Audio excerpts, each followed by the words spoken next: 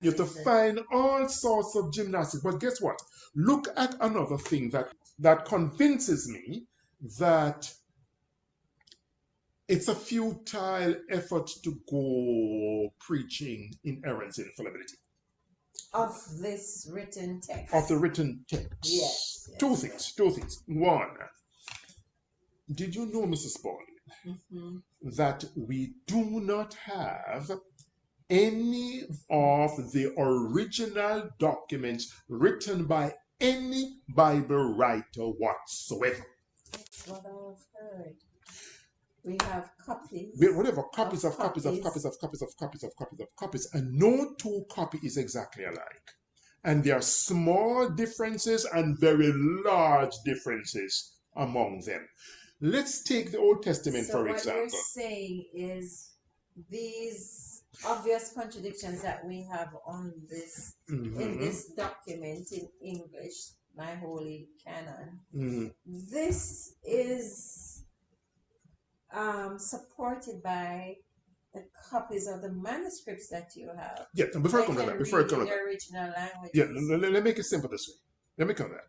The point I'm making is that even if you say conclude that the text is infallible or inerrant, you are not concluding that the very first text that was written by any Bible writer is infallible or inerrant, because you do not have it. Oh. Okay, that's from one angle. In other words, so the source document. You do not have any source document. Okay. You do not have any source. What you have are copies. And because they were written by hand, there are thousands, hundreds of thousands of varied readings, for example. Let's take, before I come to that, let's take the Old Testament. Let's take the Old Testament. The earliest copies or documents of the Old Testament scripture. So around the 10th century, by and large, maybe some of the 11th BC, when they were written at the time of writing. Okay. However, in terms of the earliest physical documents, manuscripts that we have are from when? The 3rd century BC. That is almost 700 years after they were initially written. And we know for sure that over those 700 years, they were copied and recopied by hand, and errors were made, etc., until finally now we have, for example, the Dead Sea Scrolls. 2nd, 3rd century BC.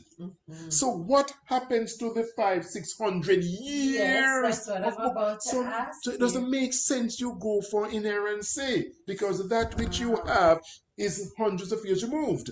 And a similar situation exists for the New Testament documents. So if we're speaking about inerrancy or infallibility, we should be reflecting on or focusing on the love of God as displayed in the text. Exactly. The kindness, the goodness, the spiritual, the Sermon on the Mount with us as humanity. Exactly. That is what is inherent. That is what is infallible.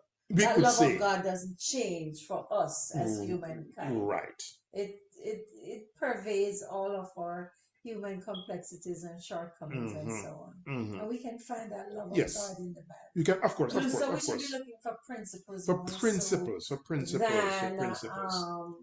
Historical factuality.